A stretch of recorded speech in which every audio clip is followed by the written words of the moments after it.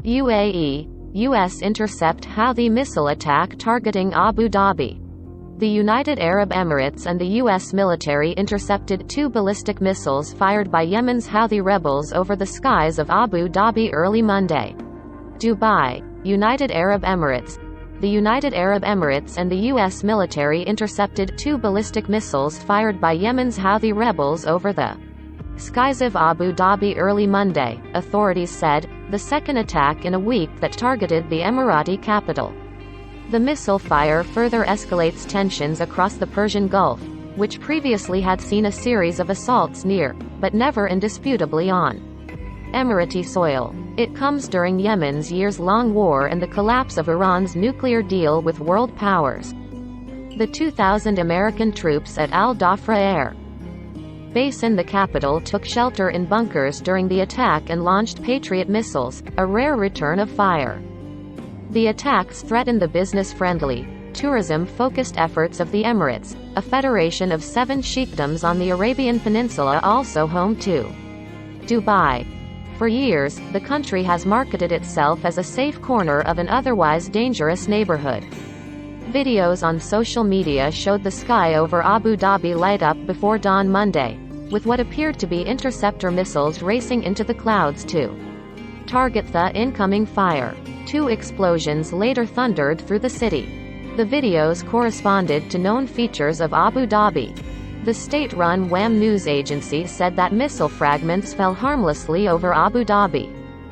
The Emirates is ready to deal with any threats it takes all necessary measures to protect the state from all attacks, WAM quoted the UAE Defense Ministry as saying. Navy Captain Bill Urban, a spokesperson for U.S. Central Command, in a statement acknowledged the assistance of American Patriot missile batteries prevented the Houthi missiles from striking targets in Abu Dhabi. Videos on social media suggested outgoing interceptor fire came from the base. The combined efforts successfully prevented both missiles from impacting the base, Urban said. The missile fire disrupted traffic into Abu Dhabi International Airport, home to the long-haul carrier Etihad, for about an hour after the attack. Houthi military spokesman Yahya Sarey claimed the attack in a televised statement, saying the rebels targeted several sites in the UAE with both Dufakar ballistic missiles and drones, including Al Dhafra Air Base. He warned the UAE would continue to be a target, as long as attacks on the Yemeni people continue. We warn foreign companies and investors to leave the Emirates, Sarey shouted from a podium. This has become an unsafe country. The Dubai financial market closed down nearly 2% after the attack, with nearly every company trading down. The Abu Dhabi Securities Exchange also fell. At Al Dhafra, which hosts both American and British forces, U.S. troops took shelter in bunkers during the attack, the U.S. Air Force's Mideast Command said. Al Dhafra is home to the 380th Air Expeditionary Wing and has seen armed drones and F-35 stealth fighters stationed there. The U.S. Embassy in Abu Dhabi later issued a security alert to Americans living in the UAE, warning citizens to maintain a high level of security awareness. The alert included instructions on how to cope with missile attacks, something unheard of previously in the UAE, a tourist destination home to skyscraper-studded Dubai and its long-haul carrier Emirates. If these types of attacks end up occurring on a weekly basis as they do in the Saudi Arabia, that will shift the perception of the threat landscape in the UAE, said Torbjorn Soltvedt, an analyst with risk consultancy Verisk Maplecroft.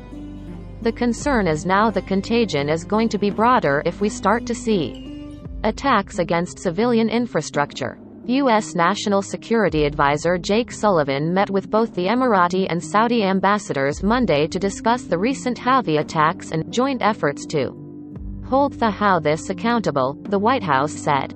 He also underscored the importance of all parties to the conflict abiding by their obligations under international humanitarian law. The Emirati Defense Ministry later tweeted out a black-and-white video that it said showed an F-16 striking the ballistic missile launcher used in the Abu Dhabi attack. The Defense Ministry identified the site as being in Yemen's Al Jaf province. A satellite image from Planet Labs PBC analyzed by the Associated Press early Tuesday confirmed the strike took place near the city of Al Hazm, around 1,350 kilometers (840 miles) southwest of Abu Dhabi. The state-linked newspaper The National in Abu Dhabi identified the F-16 as Emirati, raising the question of how directly involved the UAE now is in the fighting after withdrawing most of its ground forces in 2019. The Emiratis continue to back militias on the ground, including the Giants Brigade, which has made advances against the Houthis in recent weeks. The Dufakar ballistic missile, believed to have a range of 1,500 kilometers (930 miles), is modeled after the Iranian Qayyam missile, according to a report by the International Institute for Strategic Studies. Iran denies directly arming the Houthis, though United Nations experts, Western nations and analysts have linked weapons in the rebels' arsenal back to Tehran. "It's got the classic elements of the coercive strategy," said Tim Wright, a research analyst at IISS. "In this case, it's to make them back down on their support of the Giants Brigade." The attack came a week after Yemen's Houthi rebels claimed an attack on the Emirati capital targeting the airport and an Abu Dhabi National Oil Company fuel depot in the Musafah neighborhood with drones and cruise missiles. That attack on the fuel depot killed 3 people and wounded 6 others. New, high-resolution satellite photographs obtained by the AP from Planet Labs showed repair work still ongoing at the fuel depot Saturday. Emirati officials have not released images of the attacked sites, nor allowed journalists to see them.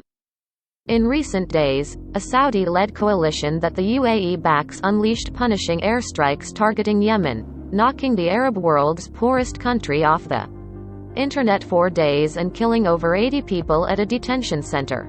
The internet came back on in Yemen early Tuesday, according to data from advocacy group NetBlocks and the internet firm Cloudflare. The Houthis had threatened to take revenge against the Emirates and Saudi Arabia over those attacks. On Sunday, the Saudi-led coalition said a Houthi-launched ballistic missile landed in an industrial area in Jizan, Saudi Arabia. The missile tore a deep crater in the ground, television footage showed, and slightly wounded 2 foreigners of Bangladeshi and Sudanese nationality. The hardline Iranian daily newspaper Kayan, whose editor-in-chief was appointed by Supreme Leader Ayatollah Ali Khamenei, just Sunday published a front-page article quoting Houthi officials that the UAE would be attacked again with a headline, "Evacuate Emirati Commercial Towers." The newspaper in 2017 had faced a 2-day publication ban after it ran a headline saying Dubai was the next target for the Houthis. Associated Press writers Lolita C. Baldour in Washington, Isabel Debray, Malik Harb and Lujane Joe in Dubai, Amir Badat in Tehran, Iran, and Sami Magdi in Cairo contributed to this report. If you are above 30, this strategy game is a must-have. No install. Forge of Empires, free online game. What cryptocurrencies are gaining ground?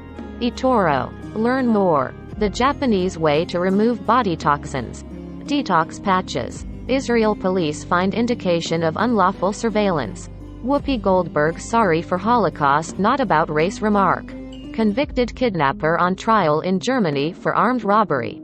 Pathum Tani. Prices for unsold SUVs might surprise you. Cheap stock. Search ads. Sathi Sud Zakaria Kung Phb Wethi Eld Na Nak Nak Folk Nakar Thung Kab Zung. Key. Filecoin mining solution. ORINGIN storage. Learn more. By Taboola. Promoted links.